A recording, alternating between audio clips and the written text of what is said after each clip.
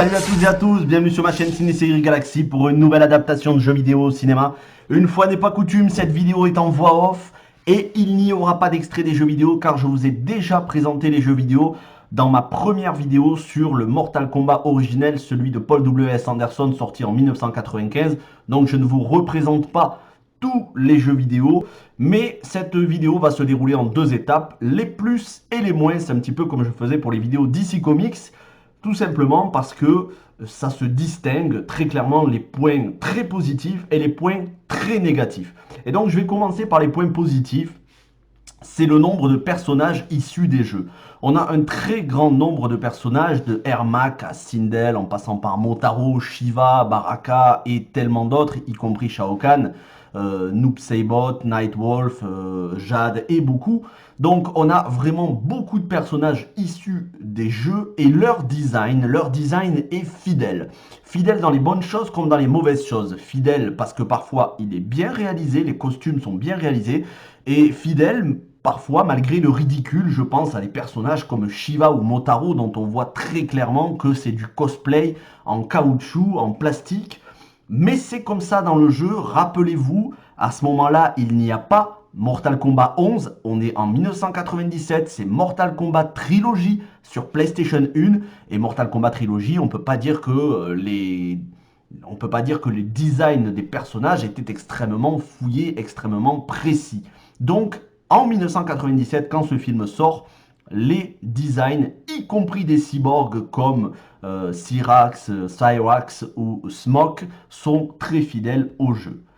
Comme je le disais, les combats, et comme je pensais justement aux cyborgs, en particulier le combat Smoke contre Liu Kang ou bien Cyrax contre Sonya Blade et Jax, pour le coup, les combats sont très bien chorégraphiés. Je trouve les combats dynamiques, ils sont fun, ils sont rythmés par, et c'est là un autre gros point positif, une bande originale aux petits oignons.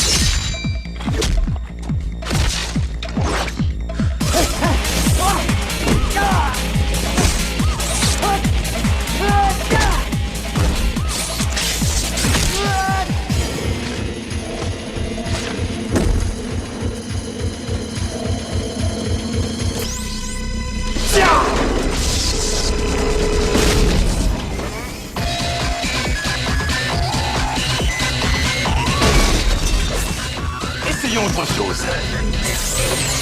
Non.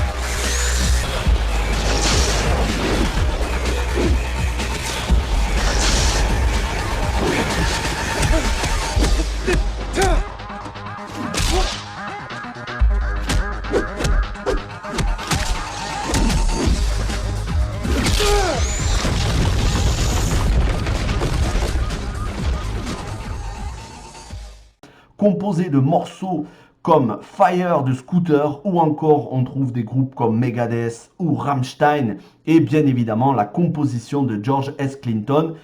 Comme le premier film, il est revenu pour composer la bande originale. Donc voilà pour les points positifs. Maintenant, qu'est-ce que moi j'en pense de ce film? C'est un film pour lequel j'ai une profonde affection parce que je l'ai découvert en 1997, non pas au cinéma, mais en VHS. Pour la petite histoire, à l'époque, ça ne se fait plus aujourd'hui, on sortait des packs avec une VHS et un poster. C'était des packs sous plastique dans les bureaux de tabac ou dans les boutiques de presse. Et vous aviez le film avec un petit fascicule et le poster. Et j'ai vu ce film, je devais avoir à l'époque, en 97, je devais avoir 11 ou 12 ans, j'ai vu ce film un nombre incroyable de fois, à tel point que la cassette vidéo à la fin, je l'ai poncée, quoi. Elle était quasiment illisible, tellement j'ai regardé le film, je connaissais par cœur les dialogues. Mais quand j'étais gosse, je m'apercevais pas, parce que je n'avais pas la culture que j'ai aujourd'hui cinématographique, je m'apercevais pas à quel point les acteurs étaient mauvais, à quel point les effets spéciaux étaient exécrables. Et donc j'en arrive au point négatif. Ces effets spéciaux qui sont inadmissibles pour 1997. On n'oublie pas qu'en 91, on a eu Terminator 2, le jugement dernier, avec des effets spéciaux qui encore aujourd'hui sont exemplaires. Ou en 95, Jurassic Park, qui était exceptionnel. Niveau effets spéciaux, c'est du jamais vu, du révolutionnaire. Et là, on se retrouve avec des effets spéciaux qui sont assez pitoyables, il faut le dire. Très mauvais. Voilà, en particulier sur les créatures à la fin, le combat Shao Kahn contre Liu Kang, l'un se transforme en dragon, l'autre en hydre, c'est même pas digne de la PlayStation 1 en termes de graphisme. Voilà. Certains costumes, comme je le disais, infectent, comme Shiva ou Motaro, mais c'est pas vraiment un point négatif. Comme je vous disais, certains costumes étaient aussi infects dans les jeux vidéo. Voilà. Mais c'est vrai que quand on regarde aujourd'hui, ça pique les yeux, certains personnages, en particulier Shiva. Et donc, j'en arrive à l'interprétation. L'actrice qui joue Shiva, c'est ignoble. Heureusement, on ne la voit que quelques secondes dans le film. Elle se fait très vite éjecter du scénario. Le tête-à-tête, c'est terminé.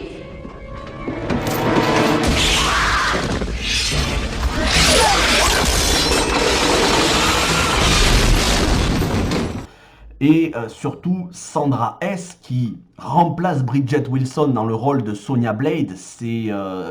Je crois que cette actrice n'a plus eu de carrière et c'est tout à fait compréhensible quand on voit à quel point elle joue mal. C'est une mauvaise telenovela, c'est vraiment très très mauvais.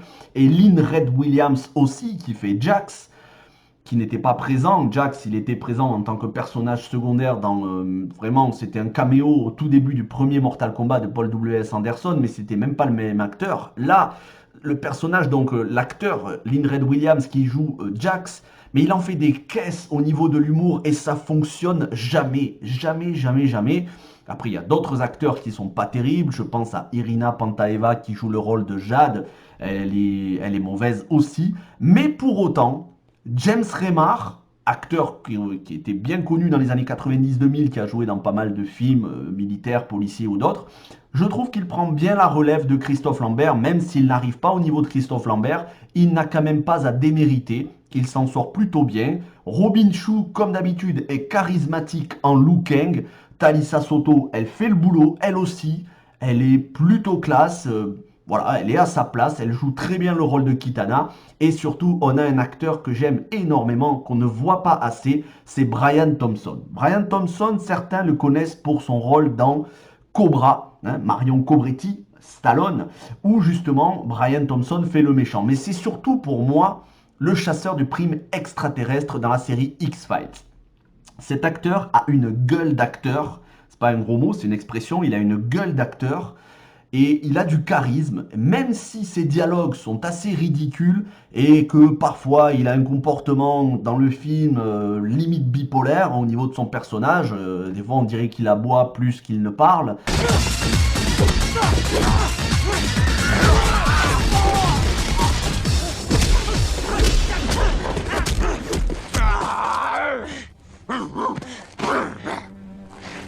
Mais pour autant, je trouve que l'acteur est bon dans le rôle de Shao Kahn. Il se met bien dans la peau de Shao Kahn. Écoutez, il suffit de voir le dialogue au tout début du film. La Terre a été créée en 6 jours.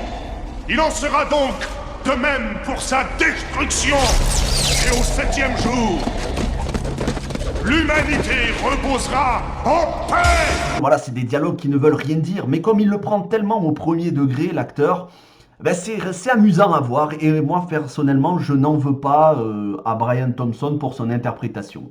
Comme je vous disais, des dialogues ridicules, je ne vais pas rentrer dans tous les dialogues qu'il peut y avoir dans le film, mais vraiment, les dialogues sont mauvais. Après, c'est pas 100% des dialogues.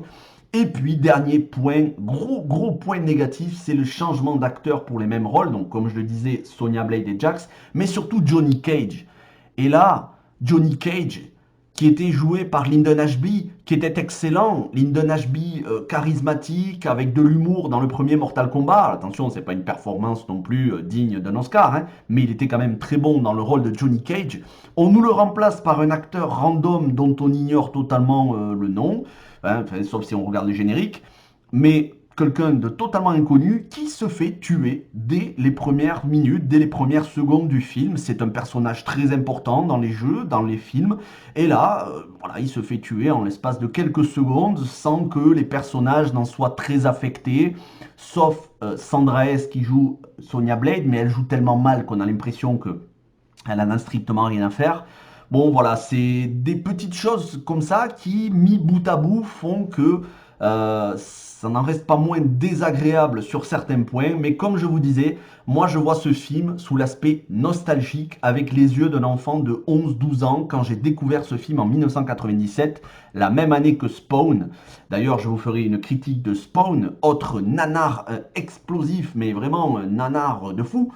Je considère que ce Mortal Kombat Destruction Finale, aujourd'hui, je le considère plus comme un nanar que comme un bon film. C'est pas pour autant que je le déteste. Il est quand même très fun. Vous verrez ce que je vous dirai sur Mortal Kombat 2021 quand je sortirai la critique, que le film sera dispo légalement. Vous verrez ce que j'ai pensé du film.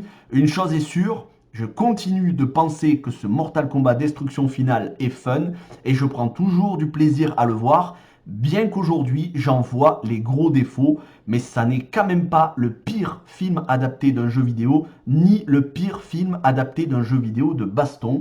Voilà, c'est pas non plus un film totalement honteux. J'espère que vous avez apprécié cette vidéo. On se retrouve samedi prochain à midi pour Monster Hunter. La critique sera un peu plus longue parce que je vous présenterai les jeux. Sur ce, je vous souhaite un bon week-end. Et regardez des films et regardez des adaptations de jeux vidéo. Merci à tous et ciao tout le monde. Le destin de l'univers devra se décider comme il se doit. Dans Mortal Kombat.